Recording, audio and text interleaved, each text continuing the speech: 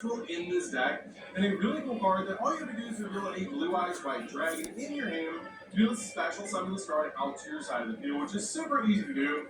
And also, this card is a really cool ability that once returned, you can actually target a monster your opponent controls and destroy it. But this card cannot attack the turn you activate this effect, and also this card actually counts as a Blue Eyes White Dragon while it's on the field or in the graveyard, which is a really cool effect. And then I see a copy of Blue Eyes Jet Dragon. Blue Eyes Jet Dragon is one of my favorite cards ever created. It's such a cool card in this deck. Help you protect your other cards from being destroyed by card effects. Plus, it's really easy to summon out to your side of the field. Then I see a copy of Blue Eyes Abyss Dragon. Blue Eyes Abyss Dragon is really cool as a one-item build. It's great to actually search out your copy of Chaos Max and Chaos Form, which is absolutely insane. Since this card is special summon, you can actually add a ritual spell or a polymerization from your deck to your hand. And during your end phase, you can actually add a level 8 or higher dragon monster from your deck to your hand, which is such a powerful ability to be able to use to instantly get to both pieces that you're going to need to be able to step into a Chaos Max and go into the game. We can play 3 copies of Maiden of White. Maiden of White is definitely a 3-up in this build because it easily gets to your copy of True Light with the ability to you can send this card from your hand or field to the grave to actually place a True Light from your hand at your graveyard face up in the Spell and Trap card zone.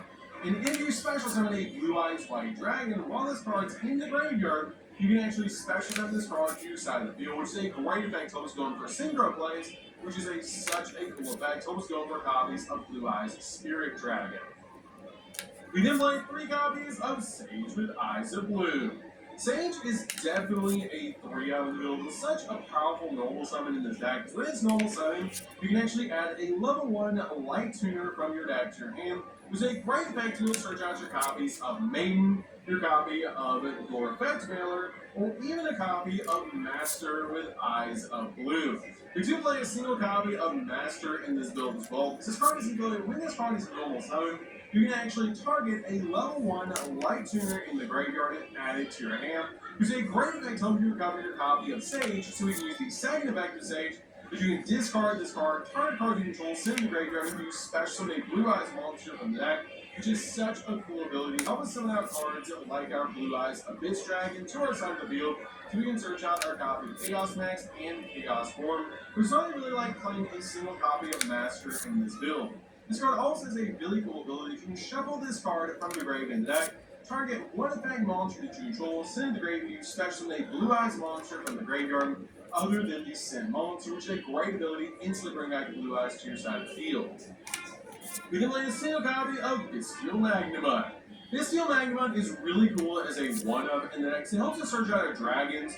And if it's special summoned, you can actually add the effect that during the end phase, you can actually add a dragon monster, bring back your graveyard to your hand, accept a copy of this card. It's a great ability to grab the exact card that you need during the end phase of the turn after you summon out this card. Plus, it's a great hand trap in this deck. You can play a single copy of Effect Failure. I feel like one copy is really all you need in the deck. You can search it in this particular build. And this is more of an OCK build opposed to a control build or a mid-range build. So I feel like one copy is really all you need in that. If you're playing more board breakers, more cards to be able to shut down the opponent's board, so we can go in for game. So that's it for the monsters, guys. Let's get in to the spells.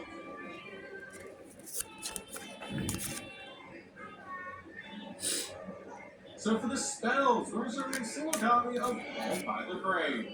Call the Grave is definitely a 1-up build. Basically just stop your opponent's hand traps where you're going in for all of your plays.